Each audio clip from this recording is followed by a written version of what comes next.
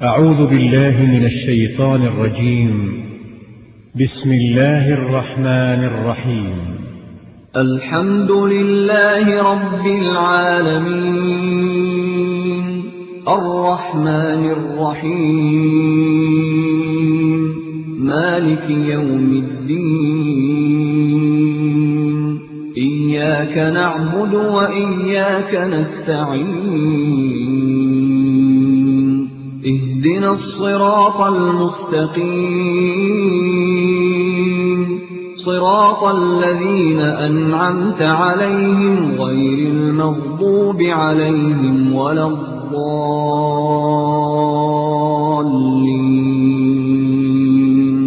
بسم الله الرحمن الرحيم. ألف لام ميم. ذلك الكتاب لا ريب فيه هدى للمتقين الذين يؤمنون بالغيب ويقيمون الصلاة ومما رزقناهم ينفقون. بسم الله الرحمن الرحيم. شروع اللہ کا نام لے کر جو بڑا مہربان نہایت رحم والا ہے.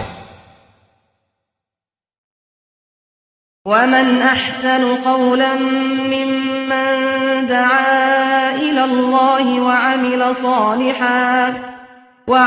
صالحا وقال إنني من المسلمين. قل هو الله أحد الله الصمد لم يلد ولم يولد ولم يكن له كفوا أحد.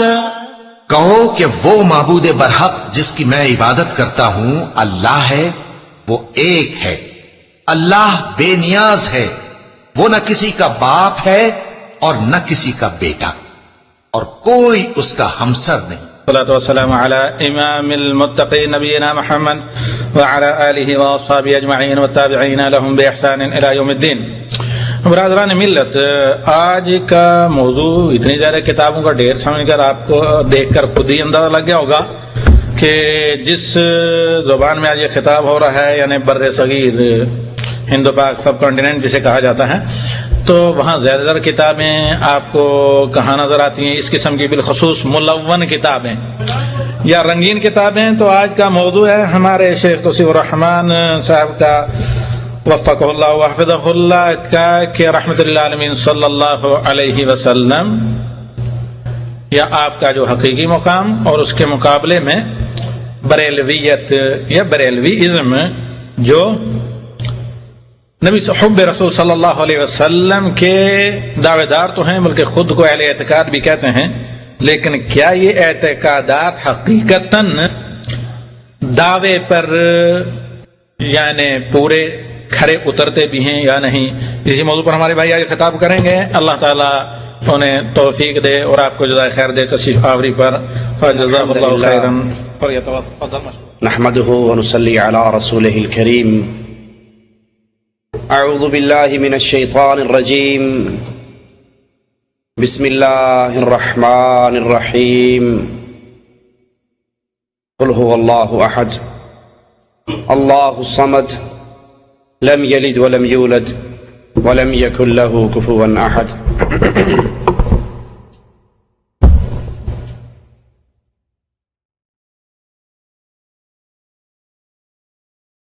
مالک عز و جل کا شکر ہے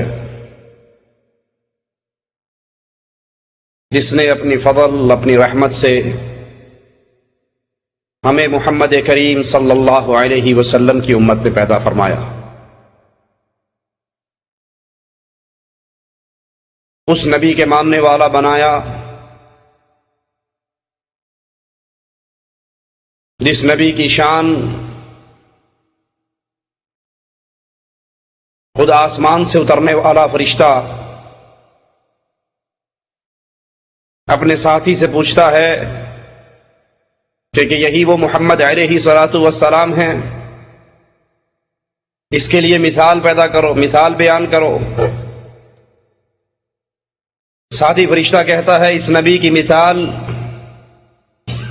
کہ کسی گھر بنانے والے نے گھر بنایا، اس کو سجایا، اس میں نعمتوں کے دسترخوان بچھائے،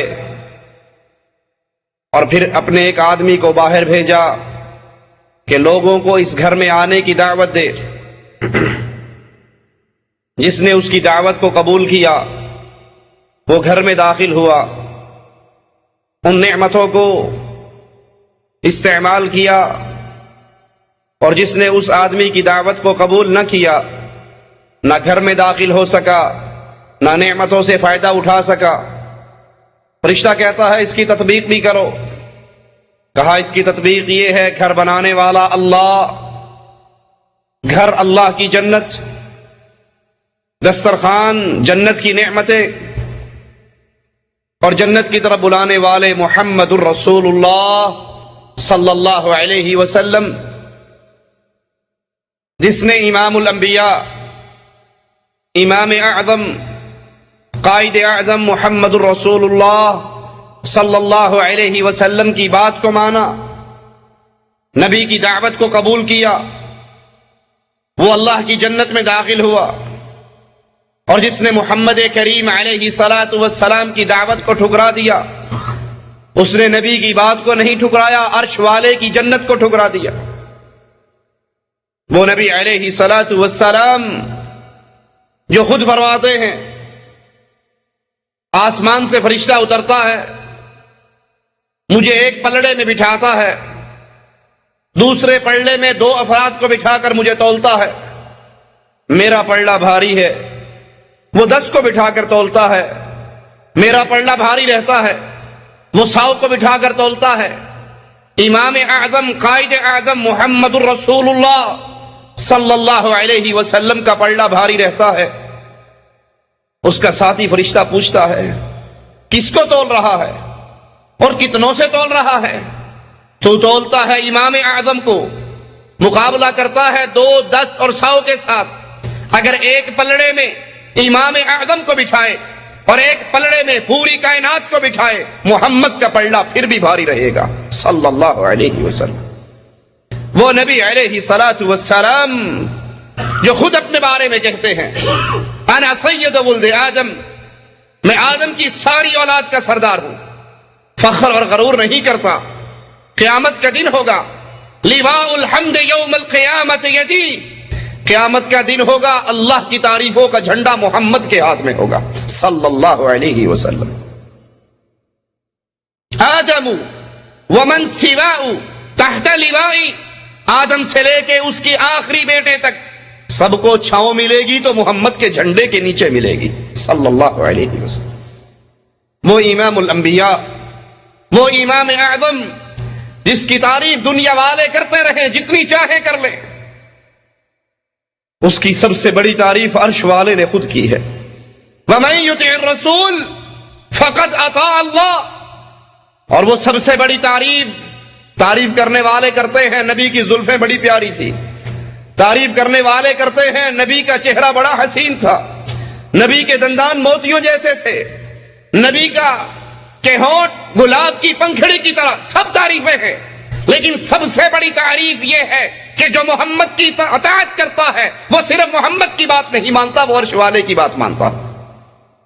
سب سے بڑا مقام یہ ہے محمد کریم صلی اللہ علیہ وسلم کا کہ محمد فرق بین الناس۔ قیامت کا دن ہوگا، جنت میں کس نے جانا ہے، جہنم میں کس نے جانا ہے، یہ تفریق ہوگی تو محمد الرسول اللہ صلی اللہ علیہ وسلم کی زندگی کے اوپر۔ وہ نبی علیہ الصلاۃ والسلام جس کی شان، جس کی عزت، جس کا مقام، عرش والا اس طرح وعدے کرتا ہے فلا وربک لا یؤمنون، اے محمد علیہ الصلاۃ والسلام تیرے رب کی قسم دنیا والے کبھی مومن نہیں ہو سکتے، دنیا والوں کا ایمان پورا نہیں ہو سکتا جب تک تجھے اپنے ہر مسئلے کے اندر فیصل نہ مان لیں. دنیا میں کوئی جھگڑا ہو، کوئی اختلاف ہو، کسی قسم کا کسی سے اختلاف ہو، جب تک اپنے جھگڑوں کا فیصل محمد الرسول اللہ صلی اللہ علیہ وسلم کو تسلیم نہیں کرتے، عرش والا ان دنیا میں رہنے والوں کو مومن تسلیم نہیں کرتا. ثم لا يجدوا في انفسهم حرجا مما قضيت. صرف فیصل ماننے سے گزارا نہیں ہوتا، فیصلہ آپ سے کروائیں. آپ کے فیصلے کے خلاف اس دھرتی پر رہنے والوں کے دل میں کوئی تنگی، کوئی کجی، کوئی ٹیڑھ نہ ہو. وَيُسَلِّمُوا تَسْلِيمًا. فیصلہ آپ کو مانیں، فیصلہ آپ سے کروائیں، اس فیصلے کے خلاف دل میں تنگی بھی نہ آئے، اور پھر اس فیصلے پہ عمل کر کے دکھائیں، پھر یہ مومن بنیں گے. وہ نبی علیہ الصلوۃ والسلام، ان کی محبت، ان کے پیار کے دم بھرنے والے تو بہت ہیں، لیکن وہ کتنے ہیں جو اپنے نبی کی باتوں پر اپنے سر کو جھکا دیتے ہیں؟ وہ کتنے ہیں جو ابن عمر کی طرح محبت کا اظہار کرتے ہیں کہ آقا علیہ الصلوۃ والسلام فرماتے ہیں میرا جی چاہتا ہے مسجد نبوی کے اس دروازے کو ہم عورتوں کے لیے خاص کر دیں. ابن عمر کا غلام کہتا ہے کہ پھر میں نے موت کی آخری گھڑیوں تک عبداللہ ابن عمر کو اس مسجد میں سے، مسجد کے اس دروازے میں سے داخل ہوتے ہوئے کبھی نہیں دیکھا. نبی کی محبت کا دم بھرنے والے، نبی سے پیار کا ذکر کرنے والے، نبی کے نام پہ انگوٹھے چومنے والوں کی تو لائن لگی ہوئی، لیکن کتنے ہیں جو نبی کے حکموں پر اپنے سر کو جھکاتے ہیں؟ کتنے ہیں جن کے سامنے امام اعظم کی حدیث زندگی میں آخری بات ہوا کرتی ہے، اور نبی کا حکم آ جانے کے بعد پھر وہ دائیں بائیں جھانکا نہیں کرتے؟ اسی رسول علیہ الصلوۃ والسلام نے فرمایا تھا لا تطرونی کما اطرت النصارى عیسی ابن مریم. اے دنیا والو، میری شان کو ایسے نہ بڑھا دینا، میرے مقام میں ایسے غلو نہ کرنا جیسے عیسائیوں نے عیسیٰ علیہ الصلوۃ والسلام کی شان میں کی. وہ اللہ کے بندے تھے، عیسائیوں نے ان کو اللہ کا بیٹا بنا دیا. انا عبد اللہ. دنیا والوں، محمد علیہ السلام اللہ کے بندے ہیں، اللہ کے رسول ہیں، تم بھی ان کو اللہ کا بندہ کہنا، اللہ کا رسول کہنا. آج جب ہم اپنے معاشرے پہ نظر دوڑاتے ہیں، قبروں کو پوجنے والے، قبروں کا طواف کرنے والے، قبروں پہ سجدے کرنے والے، غیر اللہ کو پکارنے والے، عیسائیوں کے نقش قدم پر چلتے ہوئے، جیسے انہوں نے عیسیٰ کو اللہ کا بیٹا بنایا، انہی کے نقش قدم پہ چلتے ہوئے محمد الرسول اللہ صلی اللہ علیہ وسلم کو نور من نور اللہ کہنے والے، مسجد کے منبر و محراب سے آوازیں گونجتی ہیں الصلاۃ والسلام علیکہ یا نور من نور اللہ، کہ محمد اللہ کے نور کا ٹکڑا ہے. نبی کی محبت کے دعوے دار ہیں اور نبی کے حکموں کو پسے پش ڈالتے ہیں. نبی کی باتوں کی نافرمانی کرنے کے باوجود یہ کہتے ہیں کہ اہل توحید گستاخ ہیں، اہل ایمان گستاخ ہیں، ہم رسول اللہ سے سچی محبت کرتے ہیں. یہ بڑے گستاخ ہیں. یہ نبی کو کہتے ہیں نبی انسان تھے، یہ نبی کو کہتے ہیں کہ نبی جیسے ہم تھے ویسے ہماری طرح انسان تھے، کھاتے تھے، پیتے تھے، ان کے بچے تھے، ان کی بیویاں تھیں، ان کے ماں باپ تھے، ان کے چچا تھے، ان کے دادا تھے، ان کے ساتھ بیماری، غم، دکھ، سکھ، یہ سارا کچھ لگا ہوا تھا. یہ بڑے گستاخ ہیں. یہ کہتے ہیں کہ نبی مر گئے، نبی کو موت آ گئی، نبی دفن ہو گئے. یہ بڑے گستاخ ہیں. ہم اصل میں محبت کرنے والے ہیں. اہل حدیث کے ایک چھوٹے سے خادم ہونے کے ناطے ببانگ توہل یہ بات کہتا ہوں، یاد کر لیجئے، جو محمد کی گستاخی کرتا ہے اللہ کی قسم وہ کافر ہے، مسلمان نہیں ہے. اور جو محمد علیہ الصلوۃ والسلام کی شان میں غلو کرتے ہوئے ان کو اللہ کے مقام پر بٹھاتا ہے وہ بھی کافر ہے، وہ بھی اسلام سے خارج ہے. ہم محمد الرسول اللہ صلی اللہ علیہ وسلم کو ویسے مانتے ہیں جیسے محمد نے خود ہمیں تعلیم دی ہے علیہ الصلوۃ والسلام۔ اللہ کے نبی علیہ الصلوۃ والسلام کی توہین کے مسئلے پہ ہم نے پچھلے درس میں قادیانیت کے عقائد بیان کیے تھے کہ مرزا غلام احمد نے کس طرح توہین رسالت کا ارتکاب کیا۔ آج اپنی اسی بات کو آگے چلاتے ہوئے بریلویت کے عقائد کو پیش کرتے ہیں کہ یہ کس طرح محمد الرسول اللہ صلی اللہ علیہ وسلم کی توہین کرتے ہیں، ان کی شان کو بڑھا کر یا ان کے مقام پہ اپنے پیروں کو بٹھا کر۔ وہ سمجھتے ہیں عزت یہ ہے کہ نبی کو رب کہا جائے، عزت یہ ہے کہ پیروں کو نبی کہا جائے۔ یہ ہمارے ہاتھ میں دیوان محمدی، جس کے رائٹر سلطان الکاملین حجت العارفین عبد النبی خواجہ محمد یار فریدی، ان کو عبداللہ بنتے ہوئے شرم آتی ہے۔ یہ اللہ کے بندے بننے کے لیے تیار نہیں ہے، یہ رسولوں کے بندے بنتے ہیں۔ اور جو اللہ کے ساتھ کسی اور کو شریک کہلاتا ہے، ایمان اس میں سے ایسے نکل جاتا ہے جیسے گوندے ہوئے آٹے سے بال کو نکال لیا جاتا ہے۔ یہ کتاب شائع ہوئی ہے ہمدرد کتب خانہ لاہور سے، لکھنے والے کی بھی زیارت کر لیجئے، یہ بابا جی کی شبیہ یہاں پر چھپی ہوئی ہے، سبز پگڑی والے حضرت تشریف فرما ہیں۔ اس کتاب کا صفحہ نمبر 133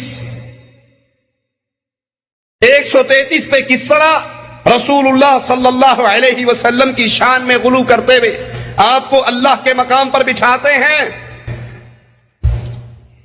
کہتے ہیں خدا کی پاک صورت کو محمد میر کہتے ہیں، محمد بے قدورت کو خدایا پیر کہتے ہیں، کہ محمد صلی اللہ علیہ وسلم کی پاک صورت، خدا کی پاک صورت حقیقت میں محمد کی صورت ہے صلی اللہ علیہ وسلم۔ نعوذ باللہ ثم نعوذ باللہ، کہ اللہ کے نبی علیہ الصلوۃ والسلام اس دنیا میں آئے ہیں، وہ اللہ محمد کی صورت میں دنیا میں اترا ہے۔ اللہ کے نبی جو فرما رہے، صحیح بخاری کی روایت ہے کہ میں اللہ کا بندہ ہوں، میں اللہ کا رسول ہوں، مجھے اللہ کا بندہ کہنا، مجھے اس کا رسول کہنا، مجھے میرے مقام سے ایسے نہ بڑھا دینا جیسے عیسائیوں نے عیسیٰ ابن مریم کو بڑھایا تھا۔ اسی قدم پہ چلتے ہوئے، اسی نقشے قدم پہ، اسی فٹ پرنٹ پہ اپنے قدم رکھتے ہوئے یہ حضرت فرما رہے ہیں کہ محمد صلی اللہ علیہ وسلم دنیا میں آئے ہیں، لیکن وہ محمد نہیں آئے، اللہ محمد کی صورت میں دنیا پہ اترا ہے۔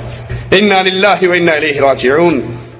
صفحہ 136 پہ کہتے ہیں سورت رحمان ہے تصویر میرے پیر کی، سورت رحمان ہے تصویر میرے پیر کی، علم القرآن ہے تقریر میرے پیر کی۔ محمد علیہ الصلوۃ والسلام کو پہلے اللہ بنایا، پھر جب شرک کی عادت پڑ گئی تو پھر بریک یہاں تک نہیں لگی۔ عیسائیوں نے صرف عیسیٰ کو اللہ کا بیٹا کہا تھا، لیکن یہاں کہتے ہیں میرا پیر بھی اللہ کی تصویر ہے، اور میرے پیر کا جو کلام ہے وہ اللہ کا کلام ہے، وہ قرآن ہے، وہ اللہ کا کلام ہے، میرے پیر کی تقریر اللہ کی تقریر ہے۔ کیا خدا کی شان ہے، کیا خدا کی شان ہے یا خود خدا ہے جلوہ گر، ملتی ہے اللہ سے تصویر میرے پیر کی۔ انا للہ و انا الیہ راجعون۔ یہ اللہ کے بھی گستاخ ہیں، یہ قبر پرست اللہ کے بھی گستاخ ہیں اور محمد کے بھی گستاخ ہیں صلی اللہ علیہ وسلم۔ یہ توہین رسالت سے پہلے توہین ربوبیت کے جرم کے اندر شامل ہیں۔ نہیں مانتے تو یہ ہمارے ہاتھ میں سادو سدا سدھانے عارفانہ کلام حضرت سائیں میاں مدہ بڑانا شریف والے، جس کو شائع کیا ہے Mian Aman Ullah Khan Chughta, advocate high court Lahore نے، وہ اس کے ٹائٹل پہ ایک شعر دیتا ہے، ذرا سنیے۔ کہتا ہے چوکاں دے وچ بلے باندھے ملا وچ مسیتاں جی۔ کتے بلے کہاں بیٹھتے ہیں؟ چوک میں۔ مولوی کہاں بیٹھتے ہیں؟ مسجد میں۔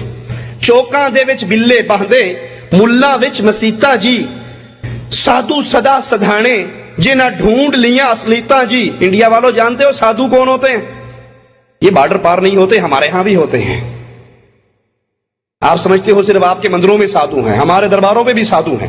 سادھو سدا سدھانے جنہ ڈھونڈ لیاں اصلیتاں جی، میاں مدہ مرشد رب آکھیں پاویں فتوے اعلان شریعتاں جی۔ اپنے پیر کو، اپنے مرشد کو رب کہنا، بھلے اسلام تجھے کافر کہتا رہے پرواہ نہ کرنا، تو شریعت میں کافر ہوگا، طریقت میں ولی اللہ بن جائے گا۔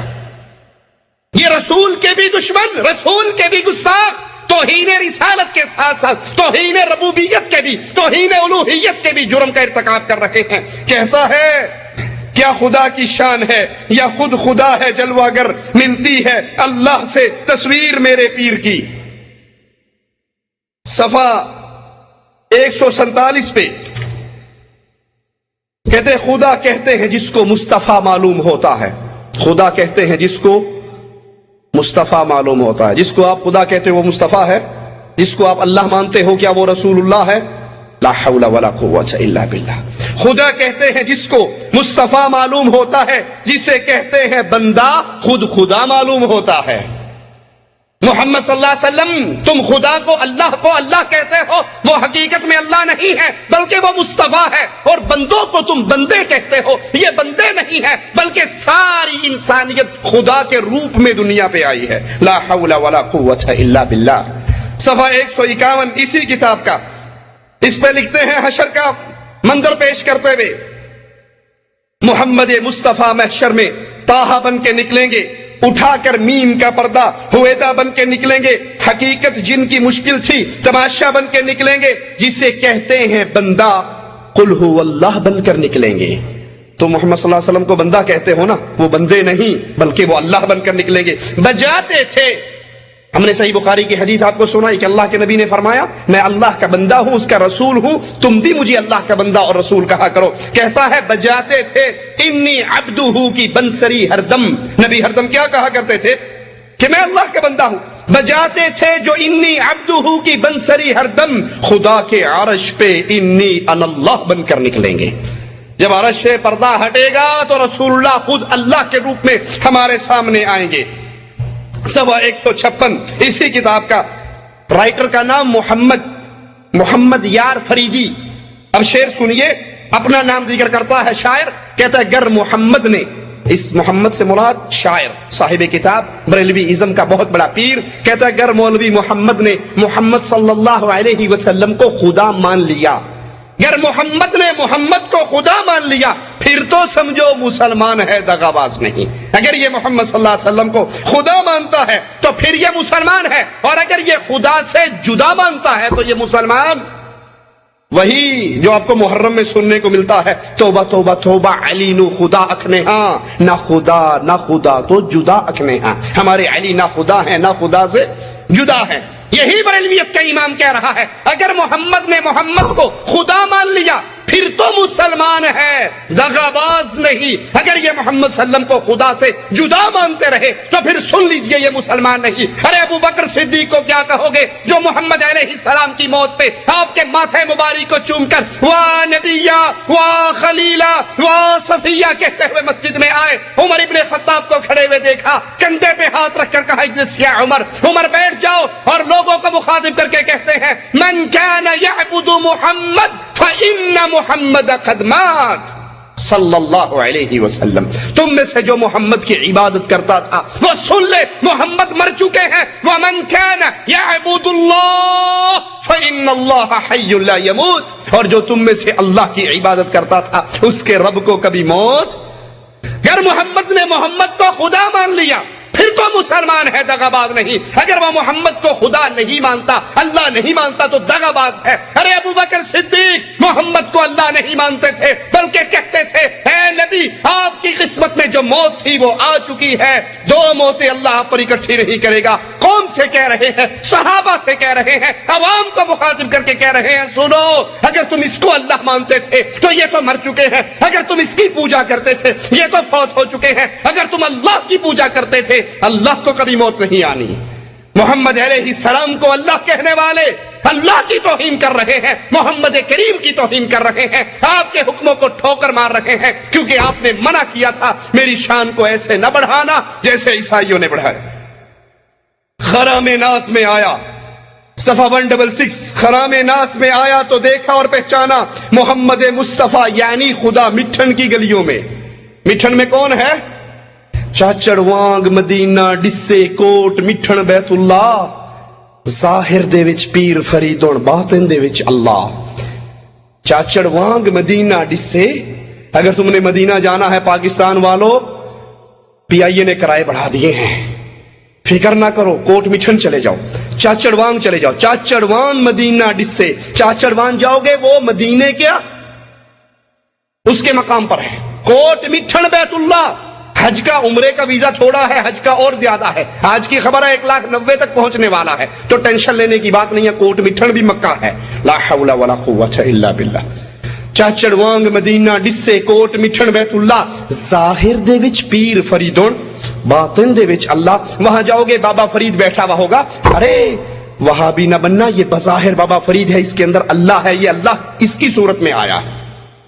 یہی عقیدہ عبد النبی محمد یار فریدی دیوان محمدی کے صفحہ 166 پہ لکھتا ہے، خرام ناز میں آیا تو دیکھا محمد مصطفیٰ یعنی خدا مٹھن کی گلیوں میں، مٹھن کی گلیوں میں جو بابا فرید ہے یہ محمد مصطفیٰ بھی ہے، یہ خدا بھی ہے، یہ اوریجنل شکل میں آیا ہے۔ اور خدا کو ہم نے دیکھا سدا مٹھن کی گلیوں میں، خدا بے پردہ ہے جلوہ نما مٹھن کی گلیوں میں۔ مٹھن کی گلیوں میں تمہیں بابا فرید نظر آ رہا ہے تو پریشان نہ ہونا، یہ بابا فرید نہیں ہے بلکہ حقیقت کے اندر یہ خود خدا ہے۔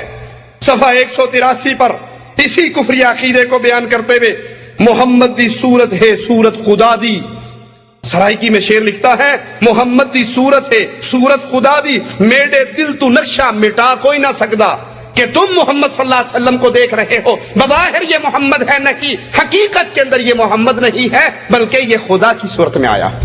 تو توہین رسالت سے پہلے بریلویت اللہ کی گستاخی کرتی ہے، محمد علیہ السلام کو اللہ کا مقام دیتی ہے، اور اپنے پیروں اور فقیروں کو محمد کریم علیہ السلام کا مقام دیتی۔ یہ تذکرہ غوثیہ ہمارے ہاتھ میں ہے، یہی عقیدہ اس کے اندر۔ غوث علی شاہ قلندر قادری صفحہ 325 پہ لکھتے ہیں کہ ایک دن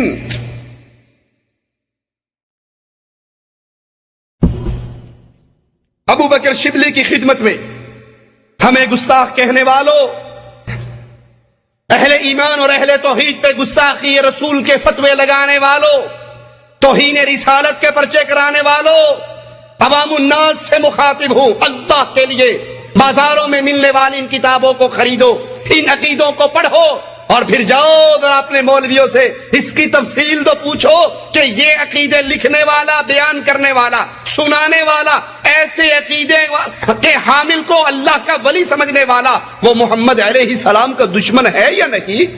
صفحہ 325 تذکرہ غوثیہ، غوث علی شاہ قلندر قادری کی کتاب مشتاق بک کارنر، اردو بازار الکریم مارکیٹ لاہور سے شائع ہوئی۔ کہتا ہے ایک روز ارشاد ہوا، ابو بکر شبلی کی خدمت میں 2 شخص بیعت کی ارادے سے حاضر ہوئے، کہا حضرت جی ہمیں اپنا مرید بنا لو۔ پیر صاحب نے کہا اچھا مرید بننا ہے تو پڑھو لا الہ الا اللہ شبلی رسول اللہ۔ یہ پیر صاحب مرید کر رہے ہیں، لا الہ الا اللہ شبلی رسول اللہ۔ کسی بھائی کو یقین نہ آئے تو سٹیج پہ آ کر ان کتابوں کو اپنی آنکھوں سے پڑھ کر دیکھ سکتا ہے۔ اس نے کہا جی لا حول ولا قوت الا باللہ۔ پیر شبلی نے بھی کہا لا حول ولا قوت الا باللہ۔ اس نے کہا پیر جی تسی کیوں پڑھے ہے؟ کہنا تو کیوں پڑھے ہے؟ کہنا میں تو اس واسطے پڑھے چول دے کول مرید ہونا آ گیا، میں تو آپ کو بڑا اچھا سمجھتا تھا لیکن یہ آپ تو بے وقوف اور پاگل۔ کہا میں نے اس لیے پڑھا کہ جاہل کے سامنے راز کی بات کہہ دی، یہ راز کی بات تھی، جو معرفت کو سمجھتا ہے ان کے سامنے پردے اٹھتے ہیں، میرے سے غلطی ہوگی میں نے جاہل کے سامنے کہہ دی۔ دوسرے سے کہا تو پڑھ لا الہ الا اللہ شبلی رسول اللہ۔ اس نے کہا حضرت میں تو کچھ اور ہی سوچ کے آیا تھا، میں نے آپ کو خدا بنانا تھا، آپ رسالت پہ گر گئے، ورے ہی قناعت کر لی، میں تینوں رب منن واسطے آیا سی، تو جوڑا رسول تے ڈگ پیا۔ کہنے لگا شاباش تو بڑی پہنچی سرکار ہے، تو بے تینوں پوری تعلیم دیاں گا۔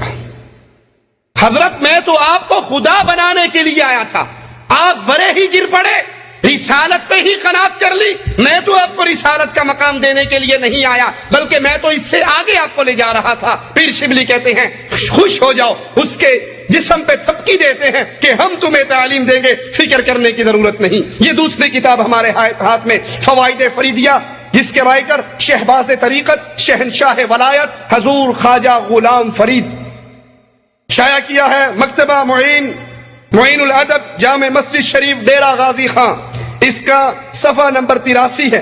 83 صفحے پر رسول اللہ صلی اللہ علیہ وسلم کی توہین کیسے کرتے ہیں. یہ آپ نے شبلی پیر کا سنا تھا, اب انڈیا والے کا بھی تذکرہ سن لو. یہ خواجہ معین الدین چشتی ہیں, ان کے پاس ایک مرید آتا ہے, کہتا ہے پیر جی مجھے بھی اپنے مریدوں کے سلسلے میں داخل کر لو. کہا پڑھو لا الہ الا اللہ چشتی رسول اللہ. معین الدین چشتی اپنے مرید سے کہہ رہا ہے اگر تو میرا مرید بننا چاہتا ہے, میرے سلسلے میں داخل ہونا چاہتا ہے, تو پڑھ لا الہ الا اللہ چشتی رسول اللہ. محمد علیہ الصلوۃ والسلام اللہ کے نبی کو اللہ کا مقام دیا, رسول اللہ کو اللہ کا مقام دیا, اور اپنے پیروں فقیروں کو رسول اللہ صلی اللہ علیہ وسلم کے مقام پہ بٹھایا. حسین بن منصور حلاج کے نام سے جو معروف ہے, جس کی تعریف مولوی ذکریہ صاحب بھی کرتے ہیں, اشرف علی تھانوی صاحب بھی کرتے ہیں, احمد رضا خان بریلوی صاحب بھی کرتے ہیں. صفحہ 76 پر غلام فرید صاحب لکھتے ہیں کہ کسی نے, ایک شخص نے حضرت کو کہا اے حسین بن منصور کیا تو نے پیغمبر ہونے کا دعویٰ کیا ہے؟ تو حسین بن منصور نے طلب کر کہا افسوس ہے تجھ پر, تو نے میری قدر قیمت کو کم کر دیا, میں تو خدائی کا دعویٰ کرتا ہوں. کیا تو نے رسول ہونے کا دعویٰ کیا؟ مرزا قادیانی پہ کفر کے فتوے لگا کر سو جانے والوں, مرزا قادیانی کو نبوت کے دعوے پر کافر کہہ کر اپنے سینے کو ٹھنڈا کرنے والوں, تحفظ ختم نبوت کا پرچار کرنے والوں کہ مرزا نے نبوت کا دعویٰ کیا تھا, ہم اس کو کافر قرار دے کر خوش ہو چکے ہیں. یہ معین الدین چشتی اپنے مرید سے کہہ رہا ہے پڑھ لا الہ الا اللہ چشتی رسول اللہ. شبلی کہہ رہا ہے پڑھ لا الہ الا اللہ شبلی رسول اللہ. منصور حلاج کہہ رہا ہے کہ مجھے تم پیغمبر کی بات کر کے میری شان کو کم کرتے ہو, میں نے پیغمبری کا دعویٰ نہیں کیا بلکہ میں نے تو خدائی کا دعویٰ کیا ہے. اگر مرزا قادیانی, اس نے تو اپنے کلمے میں یہ نام نہیں دیا کہ لا الہ الا اللہ مرزا غلام احمد رسول اللہ, وہ تو کہتا تھا کہ میں محمد رسول اللہ کو رسول مانتا ہوں. اس کی اطاعت کرتے کرتے میں بھی ایسے مقام پہ پہنچ گیا ہوں کہ اس کے بعد میں نبی ہوں, میں ڈمی نبی ہوں, میں سٹپنی نبی ہوں, میں اس کی تعلیم کو آگے پہنچا رہا ہوں. کھل کر اس نے کلمے میں اپنے نام کا اضافہ نہیں کیا. یہ رسول اللہ صلی اللہ علیہ وسلم کی محبت کا چولا پہن کر یہ قبروں پہ سجدے کرنے والے, یہ قبروں کا طواف کرنے والے, یہ قبروں پہ قبے بنانے والے, یہ قبروں پہ داتا کمپلیکس بنانے والے, یہ قبروں کو اور کے گلاب سے دھونے والے اپنے پیروں کو مقام محمد پر بٹھا رہے ہیں, اپنے پیروں کو, اپنے بزرگوں کو رسول اللہ صلی اللہ علیہ وسلم کی شان دے رہے ہیں, نبی کا مقام دے رہے ہیں. اور اس سے بڑھ کر بایزید بستامی کا جملہ سنیے. اسی غلام فرید کی کتاب فوائد فریدیہ کے صفحہ 73 پر کسی نے بایزید سے کہا قیامت کے دن ہر آدمی محمد علیہ السلام کے جھنڈے کے نیچے ہوگا. میں نے آپ کو حدیث سنائی تھی, پیارے نبی علیہ السلام نے فرمایا تھا کہ قیامت کے دن اللہ کی تعریفوں کا جھنڈا محمد علیہ السلام کے ہاتھ میں ہوگا. آدم ومن سواہ تحت لوائی, آدم سے لے کے اس کے آخری بیٹے تک چھاؤں ملے گی تو محمدی جھنڈے کے نیچے ملے گی. بایزید بستامی کا قول خواجہ غلام فرید اپنی کتاب فوائد فریدیہ صفحہ 73 پہ لکھتے ہیں کہ کسی نے کہا حضرت قیامت کے دن ہر آدمی محمد علیہ السلام کے جھنڈے کے نیچے ہوگا, تو بایزید بستامی نے کہا کہ نہیں, میرا جھنڈا محمد کے جھنڈے سے بڑا اور زیادہ ہوگا. انا للہ و انا الیہ راجعون. وہ محمد علیہ السلام جس کا ایک صحابی, جس کا ایک ساتھی, جس کا ایک شاگرد عمر ابن خطاب رضی اللہ عنہ وارضا تورات کا ایک ورقہ مل جانے پر خوش ہوتے ہیں کہ موسیٰ کی کتاب مل گئی, پڑھ رہے ہیں, نبی کی عدالت میں آ رہے ہیں. یار غار بیٹھے عمر ابن خطاب کے چہرے کو دیکھتے ہیں, اپنے نبی کے چہرے کو دیکھتے ہیں, نبی کے چہرے کے بدلتے ہوئے تیور دیکھ کر برداشت نہیں کر سکتے اور کہتے ہیں اے عمر, گم پائے تجھے گم پانے والیاں, مر جائے تجھے یاد کرنے والیاں, تجھے تیری ماں تجھ پہ روئے تجھے گم پائے, میرے نبی کے چہرے کو نہیں دیکھتا. عمر ابن خطاب دیکھتے ہیں محمد کریم علیہ السلام کا چہرہ غصے سے سرخ ہو چکا ہے, اس تورات کے ورقے کو پھینک دیتے ہیں, آواز لگاتے ہیں رضیت باللہ ربا وبالاسلام دینا وبمحمد نبیا صلی اللہ علیہ وسلم. امام اعظم قائد اعظم کہتے ہیں اے خطاب کے بیٹے, اے تورات پڑھنے والے, اے موسیٰ کی کتاب میں اپنی پیاس کو بجھانے والے, لو بدع لکم موسیٰ فاتبعتموہ وترکتمونی لضللتم عن سواء السبیل. آج موسیٰ زندہ ہو کر آ جائے, اے تورات پڑھنے والے, تو مجھے چھوڑ کر موسیٰ کے پیچھے چلنے لگ جائے تو سیدھی راہ سے گمراہ ہو جائے گا. لو كان موسى حيا ما وسعه الا اتباعي. آج موسیٰ زندہ ہو, جنت میں جانا چاہے تو موسیٰ کو بھی محمد کی غلامی کرنی پڑے گی صلی اللہ علیہ وسلم. وہ نبی تو یہ تعلیم دے, وہ نبی تو اپنے شاگردوں کو ایسا ٹرین کرے کہ ابن عمر حج کا احرام باندھتے ہوئے اعلان کرتے ہیں, لوگوں میں حج تمتع کی نیت کرتا ہوں. لوگ کہتے ہیں تیرا بابا امیر المؤمنین تو منع کرتا ہے. جواب میں کیا کہتے ہیں؟ من ابی. کبھی سوچا ہے من ابی کا پنجابی میں ترجمہ کیا ہے؟ پیو کون ہوتا ہے؟ باپ کون ہوتا ہے؟ من ابی, بابا کون ہے؟ نزل الشریعہ علی محمد وما نزل الشریعہ علی ابی. اور لوگوں مجھے میرے باپ کا حوالہ دینے والوں, مجھے میرے باپ کی بات سنا کر محمد کی سنت سے روکنے والوں صلی اللہ علیہ وسلم, سنو جبرائیل قرآن لے کر میرے بابا پر کبھی نہیں آیا. جب بھی آیا ہے فاطمہ کے بابا پر آیا ہے, وہ حسنین کے نانے پر آیا ہے, وہ عائشہ کے شوہر پہ آیا ہے. مجھے میرے باپ کی دلیل نہ دو, میرے باپ کا قانون نہیں چلتا. یہاں قانون چلتا ہے تو قاسم کے بابا کا چلتا ہے صلی اللہ علیہ وسلم. اس کے شاگردوں کے ایمان کی تو یہ کیفیت تھی. سائل کہتا ہے اس مسئلے پہ کیا کہتے ہو؟ کہا میں کیا کہوں, امام الانبیاء نے یوں کہا ہے. سائل کہتا ہے میں نے سنا ہے کہ شاید ابو بکر عمر نے تو یوں کہا ہے. تم نے اپنے پیروں کا نام کلموں میں شامل کر لیا. کہیں لا الہ الا اللہ شبلی رسول اللہ, کہیں لا الہ الا اللہ چشتی رسول اللہ, کہیں لا الہ الا اللہ اشرف علی رسول اللہ, اور ادھر فقط نبی کی حدیث کے مقابلے پر ایک حدیث, ایک قول کسی اور کا. اور بھی کون ہے, اور بھی کون ہے جس کے بارے میں امام الانبیاء خود عرش والے سے کہتے ہیں ربا کائنات کے ہر بندے کے احسانات کا بدلہ اتار دیا ہے, صدیق اکبر کے احسانوں کا بدلہ محمد نہیں اتار سکے صلی اللہ علیہ وسلم. اور بھی کون ہے جس کے بارے میں نبی کہتے ہیں لو کان بعدی نبیا لکان عمر, اگر نبوت باقی رہتی تو خطاب کا بیٹا نبی بن کر آتا. سائل کہتا ہے آپ حدیث رسول بیان کرتے ہو, میں نے سنا ہے شاید ابو بکر و عمر تو یوں کہتے ہیں. جواب میں صحابی رسول فرماتے ہیں ڈرتا ہوں قریب ہے کہیں آسمان سے تجھ پہ پتھروں کی بارش نہ ہو جائے. میں حدیث رسول پیش کرتا ہوں اور تو مقابلے پر ابو بکر و عمر کی بات پیش کرتا. اسلام, ایمان, قرآن, شریعت نبی کی حدیث کے مقابلے پر کسی کی بات کو قبول کرنے والے کے ایمان کا انکار کرتی ہے. اگر وہ نبی کی حدیث جان کے, پہچان کے, علم ہونے کے باوجود حدیث رسول کو ٹھکرائے, یہ کہے میں نہیں مانتا, حدیث تو ٹھیک ہے میں نہیں مانتا, میں فلاں اور فلاں کی بات مانتا ہوں, اس کے پلے سے ایمان نکل جاتا ہے. اور جو اپنے پیروں کو, جو اپنے مریدوں کو کلمے پڑھائے, اس سے بڑھ کر گستاخ کون ہے؟ آج تک بر صغیر کے اندر جماعت اہل حدیث صرف اپنی صفائیاں ہی دیتی رہی کہ ہم گستاخ نہیں ہیں, ہم نبی سے محبت کرنے والے. آج ہم اس سے بڑھ کر قدم اٹھاتے ہیں. صفائی اپنی جگہ پہ رہی. ارے اللہ کی قسم, دھرتی پہ جتنی محبت رسول سے اہل حدیث کرتا ہے کائنات کا کوئی آدمی نہیں کر سکتا. یہ اہل حدیث تو وہ ہے, نبی کی حدیثوں پہ جھکنے والے تو وہ ہیں, نبی کی حدیثوں کے سامنے آنکھوں کو بند کر لینے والے تو وہ ہیں, نبی کی حدیثوں کے سامنے اپنی زبان دراز نہ کرنے والے تو وہ ہیں. احمد ابن حنبل نماز پڑھتے ہوئے پاؤں سے بیڑی کو نکال کر, کڑے کو نکال کر نبی کی سنت پہ عمل کرتے ہیں. آخری تشہد میں نبوی طریقے پہ بیٹھتے ہیں. سائل کہتا ہے پاؤں میں بیڑیے پڑی ہے, اب سنت پہ کیسے عمل کرتے ہو؟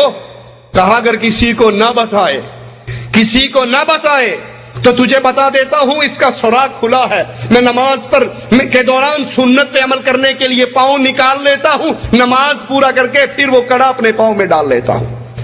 ابن عمر آخری تشہد میں نبی کے طریقے پہ نہ بیٹھ سکے بیماری کی وجہ سے. سلام پھیر کر کہا کوئی یہ نہ سمجھے کہ یہ محمد علیہ السلام کی سنت ہے, میں بیماری کی وجہ سے نبی کے طریقے پہ نہ بیٹھ سکا. ہم مقام رسول کو اعلیٰ جانتے ہیں, اسم رسول کو اعلیٰ جانتے ہیں، حکم رسول کو اعلیٰ جانتے ہیں. صرف یہ نہیں کہ نبی کے نام کو اونچا سمجھے اور نبی کی حدیث کو کبھی پیر کے کہنے پہ، کبھی امام کے کہنے پہ، کبھی شیخ کے کہنے پہ، کبھی مرشد کے کہنے پہ، کبھی حضرت کے کہنے پہ ٹھوکر مارتا جائے. اہل حدیث کا عقیدہ ہے کائنات میں ہر آدمی کی بات کو ٹھوکر ماری جا سکتی ہے، محمد کی بات کو چھوڑا نہیں جا سکتا صلی اللہ علیہ وسلم. اور آج قبر پرستوں کی شرک کی پوری دکانداری، پورا دھندا اسی پر چلتا ہے کہ انبیاء اولیاء اپنی قبروں میں زندہ ہیں، سنتے ہیں، دیکھتے ہیں، انہیں سب پتا ہے. اونٹ پر آیا ہے، گدھے پر آیا ہے، اکیلا آیا ہے، مل کر آئے ہیں، انہیں سب پتا ہے. ایک حضرت لکھتے ہیں کہ ہم بابا جی کی قبر کی زیارت کے لیے گئے، اونٹ پہ بیٹھ کے رات کو سو گئے، قبر والا خواب میں آ گیا، کہنے لگا میری قبر تے آئے ہو، خالی پیٹ واپس جاؤ، چنگا نہیں لگتا. یہ قبر تے نہیں آئے، کسی 5 سٹار ہوٹل چ گئے سن جتوں روٹی کھائے بغیر مڑ جان تے لوگ تانے دین گے ہوٹلوں ہو کے آگے تو روٹی کھا کے نہیں آئے. کہا یہ اونٹ مجھے دے دو، میرا اصیل بختی اونٹ گھر کھڑا ہے، وہ تم لے لو. خواب میں ہی سودا ہو گیا. صاحب قبر اٹھا. مولانا زکریا صاحب فضائل صدقات میں لکھتے ہیں حصہ دوم میں، صاحب قبر اٹھا صفحہ 711 پر، جو کتب خانہ فیضی لاہور سے چھپی ہے. صاحب قبر اٹھا، اس نے اونٹ کو ذبح کیا، پھر قبر چ بڑھ گیا. اگے تفتیش لگی سی بڈھی کو کیوں نہیں پھیرا مارا، اسلام کا راندہ ادھر بھی بالاندہ منہ بھی چوماندہ، ادھر کیوں نہیں گیا.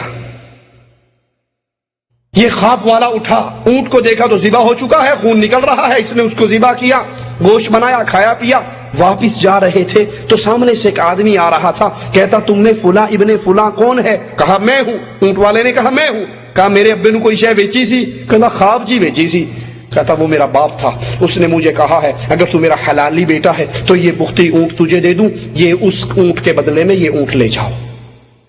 مولوی زکریا صاحب اس قصے پر تعلیق لگاتے ہوئے کہتے ہیں کہ یہ سخاوت کی حد ہے کہ مرنے کے بعد بھی اپنی قبر پر آنے والوں کو بھوکا واپس نہیں بھیجا. ان قبر پرستوں کا پورا دھندا اسی عقیدے پر چلتا ہے کہ جو ہمارے بزرگ قبروں میں دفن ہیں وہ زندہ ہیں، سب کچھ دیکھتے ہیں. آپ کو نہیں یقین تو یہ ہمارے ہاتھ میں ملفوظات احمد رضا خان صاحب ہیں، اس کا صفحہ 271 پہ سنیے کتنی وضاحت سے یہ بات بیان کرتے ہیں. صفحہ 271 کہ جب تم اپنے کسی مردے کی زیارت کے لیے قبرستان جاؤ تو کہتے ہیں کہ پینتیوں سے ہو کر جاؤ.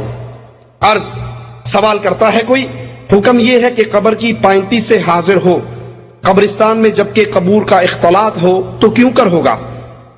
کہا سب سے پہلے قبرستان کی پینتی کی جانب سے آئے اور اسی طرف سے مردے کے طرف آئے. کیوں؟ اگر وہ سرہانے کی طرف سے آئے گا تو مردے نو منڈی موڑ کے ویکھنا پینا کیڑا آیا ہے، تے او دی مٹی غریب ہڈی اوویں او دی مک گئی ہے، انہیں تون موڑی اوتھی ٹوٹ جانے، اسے گردن نہ موڑنی پڑے. کہا پینتیوں سے آؤ جب بھی آنا ہو، تاکہ جب آپ آؤ تو مردہ ڈائریکٹ دیکھ لے کون آ رہا ہے. پورا دھندا قبر پرستوں کا یہی ہے کہ ہمارے بزرگ قبروں میں زندہ ہیں، وہ سب کچھ جانتے ہیں. اگر یہ اپنے بزرگوں کے بارے میں کہتے رہتے شاید ہماری زبان اتنی دراز نہ ہوتی، لیکن اس عقیدے کی بنیاد پہ انہوں نے محمد علیہ السلام کو وہ گالی دی ہے، وہ توہین کی ہے کہ رب محمد کی قسم کفار بھی وہ توہین نہیں کر سکے. اور کفار کو نبی صلی اللہ علیہ وسلم کی توہین کا وہ مٹیریل، وہ مواد دیا ہے جس کی بنیاد پر ہندو نے رنگیلا رسول لکھا، جس کی بنیاد پر ڈنمارک کے خبیثوں نے نبی صلی اللہ علیہ وسلم کی تشبیہ بنائی، عورتوں کے اندر گھرا ہوا دکھایا، ان کو عورتوں کا رسیہ ثابت کیا. یہی عقیدہ اسی کتاب کے اندر ملفوظات احمد رضا کے اندر صفحہ 249 پہ 249 پہ احمد رضا خان صاحب بریلوی لکھتے ہیں.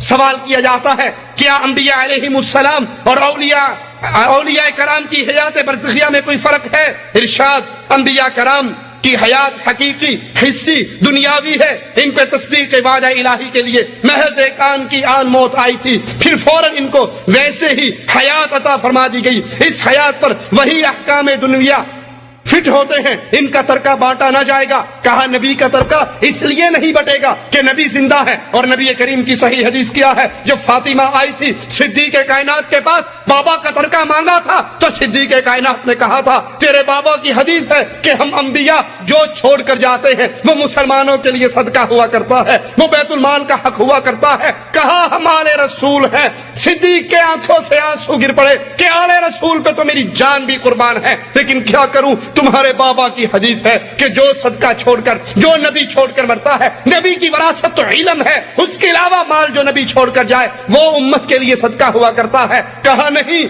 نبی کا ترکہ اس لیے نہیں بٹتا کہ وہ مرے نہیں، زندہ ہے۔ ان کی ازواج کو نکاح حرام ہے، نبی کی ازواج کو نکاح اس لیے حرام نہیں ہے کہ نبی کریم زندہ ہے، نبی کی ازواج کے ساتھ نکاح کرنا اس لیے حرام ہے کہ جو نبی کی بیوی ہے وہ امت کے مسلمانوں کی ماں ہے، اور ماں سے نکاح کرنا جائز۔ نبی کی بیویاں امت کی ماں ہونے کے ناطے آقا کی بیویوں سے نکاح کرنا جائز نہیں ہے، کیونکہ وہ امت کی مائیں ہیں۔ یہاں کہتا نہیں چونکہ نبی زندہ ہیں اس لیے ان کی بیویوں سے نکاح جائز نہیں، ان کا ترکہ بانٹا نہیں جائے گا، ازواج مطہرات پر عدت نہیں، نبی اپنی قبروں میں کھاتے پیتے ہیں، نماز پڑھتے ہیں۔ اب جو کفر کہنے لگا ہے ذرا دلوں کو تھامیے، کلیجوں پہ ہاتھ رکھیے اور سوچئے ہم نے کفار کو توہین رسالت کا کتنا مواد خود اپنے گھروں سے فراہم کیا ہے۔ احمد رضا خان صاحب کہتے ہیں، بلکہ سیدی محمد بن عبد الباقی زرقانی فرماتے ہیں انبیاء اپنی قبروں میں زندہ ہیں، ان کی قبروں میں ان کی بیویوں کو پیش کیا جاتا ہے جن سے وہ شباشی کرتے ہیں۔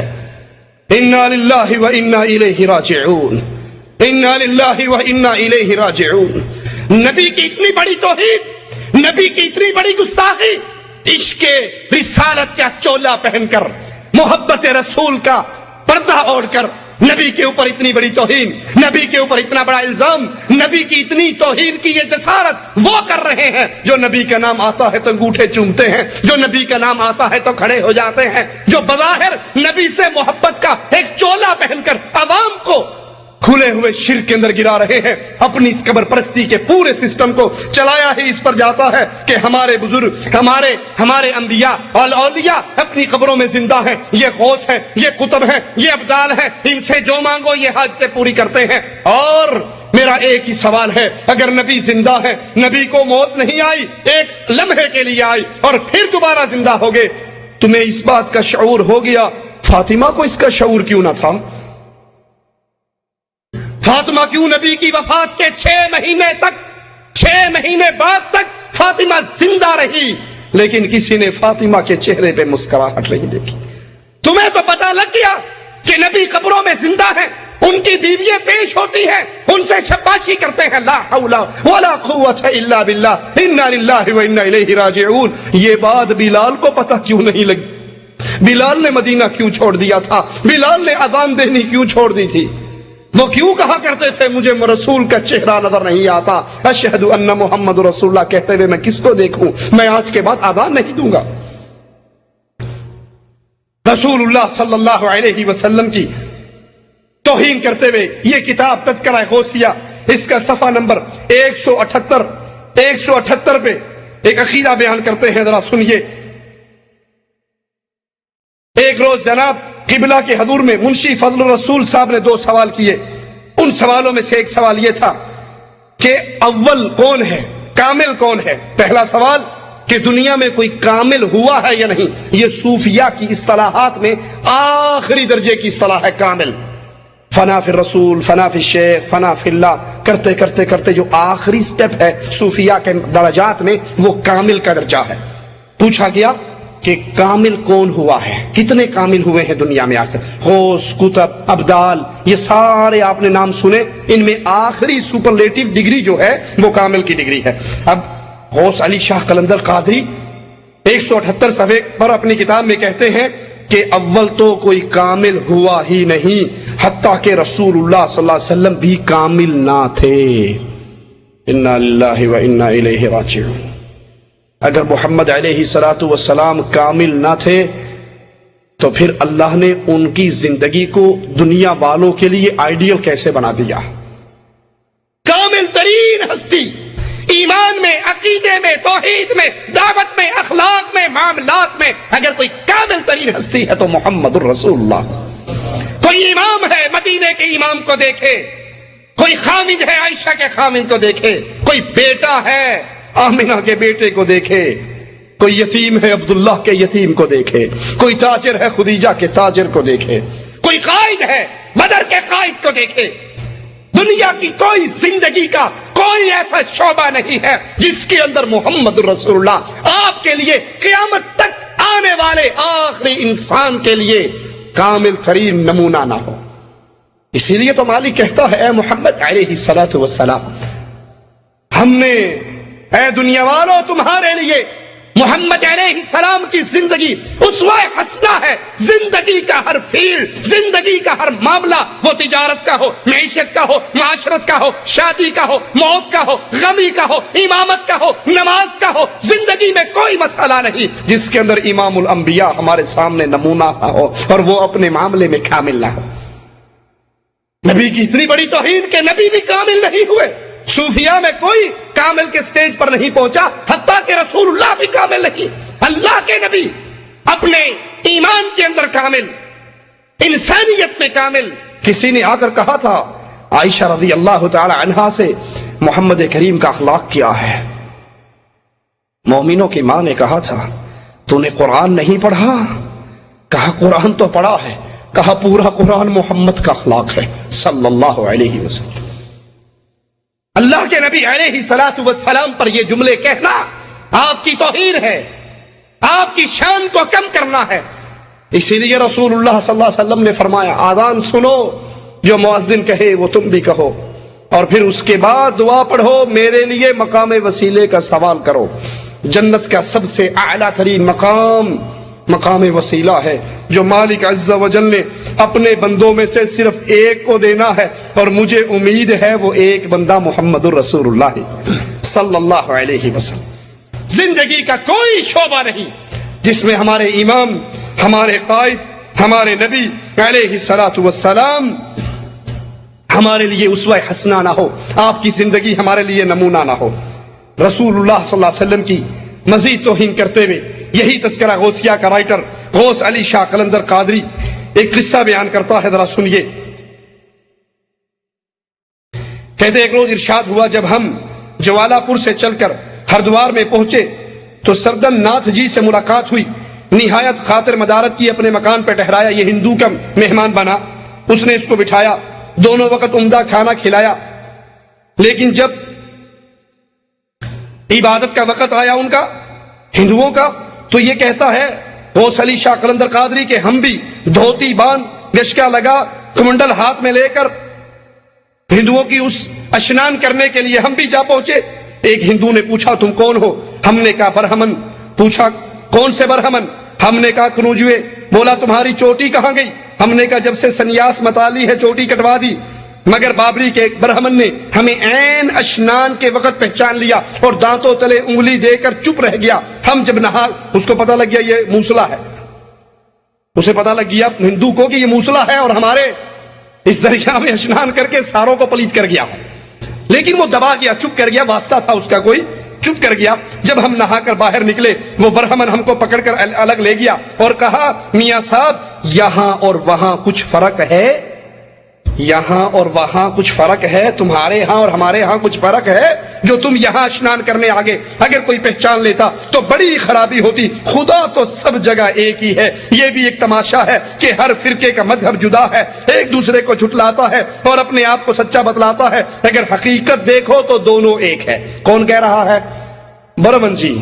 برہمن جی غوث علی شاہ قلندر قادری کو کہہ رہا ہے جو تمہارے ہاں ہے وہ ہمارے ہاں ہے، ادھر بھی خدا ہے ادھر بھی خدا ہے، فرق اتنا ہے۔ ہم کھڑے کو پوچھ رہے ہیں، تم پڑے کو پوچھ رہے ہو۔ اللہ کی قسم برہمن کی بات بڑی سچی ہے، ان کے اور ان کے مذہب میں کوئی فرق، لیکن محمد علیہ السلام کے مذہب میں اور ہندوازم میں زمین آسمان کا فرق ہے۔ وہاں رب کی پوجا ہے، یہاں پتھروں کی پوجا ہے۔ کہا اچھا، جب وہ پنڈت ہمیں سمجھا چکے تو ہم نے کہا صاحب یہ اشنان، یہ جو اشنان ہم نے کیا ہے، یہ رسم جو ہندوؤں کی ادا کی ہے، یہ اپنے رضائی باپ پنڈت رام جی کی طرف سے کی ہے، کیونکہ حج کا ثواب انہیں پہنچ نہیں سکتا، میں کہ اشنان کر کے ہی بدلہ لا دوں۔ ہمارے ہندو رضائی جو باپ تھے، ہم نے اشنان کر کے یہ ثواب ان کو ایصال ثواب کیا ہے. کہا خیر ہم یہ اشنان کر چکے، جب رات کو سوئے. اب دیکھیے اللہ کے نبی علیہ السلام کی توہین یہ ظالم کتنی جرت سے کرتا ہے. جب رات کو سوئے آخری شب میں خواب دیکھا کہ عین دریائے گنگا کے اندر، عین دریائے گنگا، یہ مذہبی تہوار ہے نا دریائے گنگا میں اشنان کرنا، ہندوؤں کی مذہبی علامت ہے، اور مسلمانوں کو کفار کی مذہبی عیدوں میں شامل ہونے سے منع کیا گیا یا نہیں؟ من تشبہ بقوم فہو منہم. کہا کہ جب عین رات ہوئی دریائے گنگا کے اندر، ایک طرف دیکھتا ہوں کہ محمد رسول اللہ صلی اللہ علیہ وسلم اور آپ کے پورے صحابہ کرام تشریف فرما ہے، محفل سجی ہوئی ہے دریائے گنگا میں، رسول اللہ ہیں، آپ کے صحابہ ہیں. دوسری طرف دیکھتا ہوں مہاراج سری کرشن جی اپنے رفیقوں کے درمیان موجود ہیں. ایک طرف نبی کا سٹیج لگا ہوا اور ایک طرف ہندوؤں کے رہنما سری کرشن جی کا سٹیج لگا ہوا، اور ایک محفل جمی. کرشن جی نے رسول اللہ صلی اللہ علیہ وسلم سے کہا کہ آپ ان کو پیر غوث علی شاہ قلندر کو سمجھائیے کہ یہ ہماری دریا میں آ کر اشنان کرتے ہیں. تو اللہ کے نبی صلی اللہ علیہ وسلم نے نعوذ باللہ ثم نعوذ باللہ اس ہندو سے کہا، اس مہاراج سے کہا کہ جناب مہاراج آپ ہی ان کو سمجھائیے، ہم نہیں سمجھاتے، آپ ہی سمجھائیے. تو مہاراج نے مجھ کو بلایا اور کہا سنو برخوردار، تمہارے ہاں کیا کچھ ہے نہیں جو دوسروں کے ہاں ڈھونڈتے ہو. ہم سارے ایک ہی منزل کی طرف، جنت کی طرف جا رہے ہیں اور راستے جدا جدا ہیں. اب اللہ کے نبی اور کرشن جی دونوں دریائے گنگا میں موجود ہیں. یہ ہندو کہتا ہے نبی کو اپنے مرید کو سمجھاؤ یہ ہمارے میلے میں کیوں آتا ہے. نعوذ باللہ نبی نے اسی ہندو سے کہا کہ میں نہیں سمجھاتا، تو خود اس کو سمجھا. تو کہا کہ یہ راستے جدا جدا ہیں، ہندو بھی جنت کے راستے پہ جا رہا ہے، مسلمان بھی جنت کے راستے پہ جا رہا ہے. اور اللہ کے نبی نعوذ باللہ اس کفر کو سن کر پھر خاموش رہے. حالانکہ محمد کریم صلی اللہ علیہ وسلم نے تو فرمایا تھا اگر کوئی یہودی، اگر کوئی عیسائی اس دھرتی پہ زندہ ہے اور میری نبوت کا سنتا ہے اور مجھ پہ ایمان نہیں لے کر آتا تو وہ سیدھا جہنم کے اندر جاتا. اپنے اس جھوٹے خواب کو ثابت کرنے کے لیے رسول اللہ صلی اللہ علیہ وسلم اور ہندوؤں کے کرشن جی کو ایک دریا میں اکٹھا کر کے اللہ کے نبی علیہ الصلوۃ والسلام کی توہین کرتا ہے. حالانکہ نبی کریم صلی اللہ علیہ وسلم وہ عظیم ترین ذات ہے کہ نبی کی نبوت کے اعلان کے بعد کائنات میں کوئی دین نہیں ہے جس دین کو قبول کرنے والا جنت میں جا سکے. یریدون لیطفئوا نور اللہ بافواہہم واللہ متم نورہ ولو کرہ الکافرون هو الذی ارسل رسولہ بالہدی ودین الحق لیظہرہ علی الدین کلہ. نبی کا دین تو آیا ہی اس لیے ہے کائنات کا ہر دین مٹ جائے اور محمد کا دین غالب آ جائے. صفحہ 257 پر لکھتے ہیں مقام توحید. اس توحید سے مراد لا الہ الا اللہ والی توحید نہیں، بلکہ اس توحید سے مراد صوفیوں کی توحید کہ ہر چیز کے اندر وہی ہے، ہر چیز ایک ہی ہے. پتھر بھی وہی ہے، مورتی بھی وہی ہے. مسجد میں دیکھو تو ہی تو، ادھر دیکھو تو ہی تو. کہتا ہے مقام توحید و ینگ رنگی میں یہ دونوں شانیں یعنی ابلیس لعین اور محمد الرسول اللہ صلی اللہ علیہ وسلم ہم وزن ہیں، ہم سنگ ہیں. توحید کے مقام پہ ابلیس اور محمد صلی اللہ علیہ وسلم نعوذ باللہ دونوں برابر ہیں، دونوں اکٹھے ہیں. انا للہ و انا الیہ راجعون. یہ اللہ کے نبی علیہ الصلوۃ والسلام کی توہین ہے کہ شیطان لعین کو، اللہ کے نبی علیہ الصلوۃ والسلام کو، دونوں کو ایک مقام دیا جا رہا ہے کہ جو شیطان لعین ہے مقام توحید کے اندر وہی رسول اللہ صلی اللہ علیہ وسلم ہے. لا حول ولا قوت الا باللہ. کہتے ہیں کہ ہمارا ایک مرید شیخ جلال حج کرنے کے بعد مدینے میں پہنچے، نبی صلی اللہ علیہ وسلم کی قبر پہ پہنچ کے سلام کہا تو اللہ کے نبی نے کہا اپنے بدعتی پیر کو ہمارا سلام کہنا، اپنے بدعتی پیر کو. اور اللہ کے نبی صلی اللہ علیہ وسلم کی حدیث کیا ہے کہ جو کسی بدعتی کو سلام کہتا ہے وہ اسلام کی بلڈنگ کو گرانے میں اس کی مدد کرتا ہے. بدعتی کو سلام کہنا جائز نہیں اسلام کے اندر. اور یہ پیر غوث علی شاہ قلندر قادری رسول اللہ صلی اللہ علیہ وسلم کی توہین کرتے ہوئے آپ پر الزام لگا رہا ہے کہ ہم نبی کی قبر پہ گئے تو نبی نے اندر سے آواز لگا کر کہا کہ اپنے بدعتی پیر کو سلام کہنا. یہ کشف المحجوب ہمارے ہاتھ میں ہے، بابا علی حجویری کی، اس کا صفحہ نمبر 268 ہے. 268 پہ رسول اللہ صلی اللہ علیہ وسلم کی توہین کرتے ہوئے ایک ظالمانہ روایت پیش کرتا ہے، ذرا سنیے اور ان بڑی بڑی چادروں میں چھپے ہوئے اسلام دشمنوں کے چہرے کو دیکھیے۔ کہتا ہے کہ رسول اللہ صلی اللہ علیہ وسلم کی نظر زید کی بیوی پر پڑی۔ 268 صفحہ کس کا؟ علی حجویری کی کتاب کشف المحجوب کا، کہ اللہ کے نبی صلی اللہ علیہ وسلم زید کے گھر گئے، اللہ کے نبی کی نظر زید کی بیوی پہ پڑی، زید کی بیوی زید پہ حرام ہو گئی، محمد پہ حلال ہو گئی۔ لا حول ولا قوت الا باللہ۔ یہ وہی کفریہ روایت ہے جو تاریخ کے اوراق کے اندر اپنے تمام تر گند کے ساتھ موجود ہے، کہ اللہ کے نبی صلی اللہ علیہ وسلم زید کے گھر میں گئے، زید کی بیوی مختصر لباس میں آپ کے سامنے آ گئی اور اللہ کے نبی واپس لوٹ آئے۔ حضرت زید آئے، بیوی نے بتایا میں اس طرح مختصر کپڑے پہن کر بیٹھی تھی کہ اللہ کے نبی صلی اللہ علیہ وسلم آئے اور آپ کی نظر مجھ پہ پڑ گئی۔ حضرت زید اللہ کے نبی کے پاس آئے، کہا مجھے پتا لگا ہے آپ میرے گھر میں گئے اور آپ کی نظر میری بیوی پہ پڑ گئی، ہو سکتا ہے وہ آپ کو پسند آ گئی ہو، میں اس کو طلاق دیتا ہوں، آپ اس سے نکاح کر لیجئے۔ اللہ کے نبی پر اس سے بڑی اور تہمت کیا ہوگی؟ نبی کے پاس ایک عورت بیعت کرنے کے لیے آئی، اپنے ہاتھ کو پردے کے پیچھے سے آگے کیا، آقا کی نظر انگلی کے پوریوں پہ پڑی، کہا عائشہ اس عورت سے کہو اپنے ہاتھ کو پیچھے کر لے، محمد نام محرم کی طرف نگاہ نہیں اٹھایا کرتا صلی اللہ علیہ وسلم۔ اور یہاں یہ ظالم اپنی کتابوں میں نبی کی اتنی بڑی توہین لکھتے ہیں کہ اللہ کے نبی کی نظر پڑ گئی اور وہ آپ کو پسند آ گئی، زید پر حرام ہوگی، آپ پہ حلال ہو گئی۔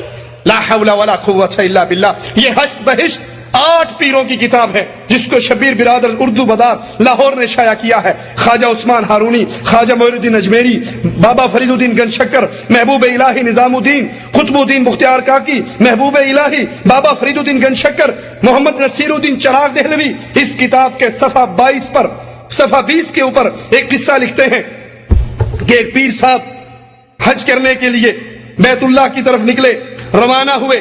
جس روز خواجہ ابراہیم توبہ کی، جس قدر آپ کے پاس غلام تھے ان کو آزاد کیا، حج کے لیے روانہ ہوئے، ہر قدم پہ 2 رکعتیں ادا کرتے، 14 سال کے عرصے میں خانہ کعبہ پہنچے تو کیا دیکھتے ہیں کہ بیت اللہ اپنی جگہ پہ ہے ہی نہیں ہے۔ آخری توہین رسالت کا آخری نمونہ دکھا کے بات ختم کرتا ہوں۔ 14 سال تک یہ پھٹیک پھگت کے بیت اللہ بڑھیا تھے، کعبہ ہی کوئی نہیں سی، کوٹھا ہی کوئی نہیں ہوتے۔ یہ بڑا پریشان بھی کعبہ کہنوں گیا، بڑے پریشان ہوئے، کعبہ کہاں ہے؟ آپ کو حیرت ہوئی، آواز آئی اے ابراہیم صبر کر، کعبہ ایک بڈھی کی زیارت کرنے کے لیے گیا ہے، کعبہ ایک بڑھیا کی زیارت کرنے کے لیے گیا ہے۔ لوگوں سے پوچھا کہاں گیا، لوگوں نے کہا صبر کرو ابھی آ جائے گا۔ کہا گیا کہاں ہے؟ کہا ادھر نو گیا ہے۔ بڑے کھلے روڈ سر کے کعبہ ٹرتا جا رہا ہے، ویل لگے سنے نو۔ اس سے بڑی توہین، ذرا سنیے پورا قصہ سنیے اور پھر اس کفر کو پیش کیجئے اپنے دلوں اور عقیدوں اور ایمان کے اوپر۔ کہا ہم بھی اسی راستے پر چلے، چلتے چلتے کیا دیکھا کہ کعبہ جنگل میں پہنچ چکا ہے، وہاں رابعہ بصری بیٹھی ہوئی ہے، کعبہ اس کا طواف کر رہا ہے۔ وہ رابعہ بصری آئی تھی حج کرنے کے لیے، راستے میں بیمار ہو گئی، آگے آ نہیں سکی، وہ جنگل میں پڑاؤ ڈال لیا، کعبہ خود جا کر رابعہ کا طواف کر کے آیا۔ رسول اللہ صلی اللہ علیہ وسلم اللہ کے پیارے حبیب علیہ الصلوۃ والسلام مدینے سے عمرہ کرنے کے لیے نکلے تھے یا نہیں؟ مقام حدیبیہ پر روک دیا گیا تھا یا نہیں؟ نبی نے عثمان کو اپنا سفیر بنا کے روانہ کیا تھا، عثمان جاؤ مکے والوں سے کہو، اپنے رشتہ داروں سے کہو ہم لڑنے کے لیے نہیں آئے، ہم تو رب کے گھر کی عبادت کرنے کے لیے، رب کی عبادت کرنے کے لیے، بیت اللہ کا طواف کرنے کے لیے آئے ہیں۔ حضرت عثمان پہنچے، کفار نے کہا تو ہمارا رشتہ دار ہے، تجھے اجازت ہے تو بیت اللہ کا طواف کر لے۔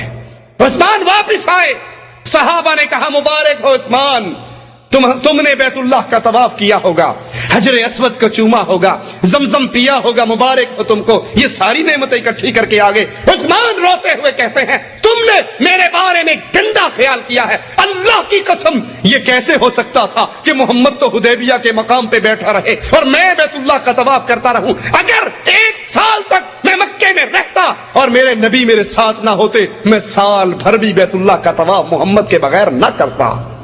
بتائیے اللہ کے نبی مقام حدیبیہ پر بیٹھے، صلح ہوئی، نبی واپس گئے، نبی کے ساتھ اولیاء کی جماعت ہے، ابو بکر ہے، عمر ہے، عثمان ہے، علی ہے، طلحہ زبیر ہے۔ بیت اللہ نبی کے پاس کیوں نہیں آ گیا کہ کافروں نے آپ کو طواف کرنا نہیں دیا، تو آئیے ہم آپ کے پاس آ جاتے ہیں، ہمارا طواف یہاں پہ کر لیجئے۔ نبی کو وہ مقام، وہ عزت اور وہ شان نہیں دی جاتی جو اس بوڑھی عدی کلندریہ کو دی گئی کہ وہ نہ آ سکی تو کعبہ چل کے آ گیا، اور اس کے بارے میں مشہور ہے کہ اس نے کہا میں جنت کے پانی سے جہنم کو بجھا دوں، جہنم کی آگ سے جنت کو جلا دوں، اور بے لوث ہو کر اللہ کی عبادت کروں۔ یہ اہل ایمان کے عقیدے نہیں ہے، یہ اللہ کی توہین ہے، اس کے رسول کی توہین ہے، شریعت ایمان اسلامیہ کی توہین ہے۔ اللہ کے لیے ایمان کو پہچانیے، نبی کے مقام کو پہچانیے۔ صرف نبی کا نام آنے پر اپنے دل میں محبت کے جذبات لے آنا کافی نہیں۔ کون ہے جو نبی کی توہین کرتے ہیں؟ ان سے برات کا اظہار کیجئے، ان سے علیحدگی کیجئے، ان سے اپنے رشتے ناتوں کو توڑ لیجئے اور جڑ جائیے محمد الرسول اللہ صلی اللہ علیہ وسلم کے ساتھ۔ اللہ سے دعا ہے اللہ ہمارے گناہوں کو معاف فرمائے، اللہ ہماری خطاؤں کو معاف فرمائے، اللہ ہماری سیاہکاریوں کو معاف فرمائے۔ اقول قولی ھذا واستغفر اللہ لی ولکم ولسائر المسلمین۔ السلام علیکم ورحمۃ اللہ وبرکاتہ۔ الحمدللہ بنعمتہ تتم الصالحات۔ اللہ تعالیٰ آپ کو جزائے خیر دے، ہمارے مہمان شیخ صاحب کو بھی اللہ رب العالمین جزائے خیر دے اور اجر عظیم عطا کرے۔ وقت کافی ہو چکا ہے اور چونکہ کل جمعہ چاہے جمعہ نہ بھی ہو تو رات کے ان پروگراموں میں اس لیے ہم خیال رکھتے ہیں کہ جلدی اختتام پذیر ہوں تاکہ فجر کی نماز جو ان سب سے اہم ہے اس کو وقت پر پڑھا جا سکے کہ رحمۃ اللہ علیہ صلی اللہ علیہ وسلم کا فرمان ہے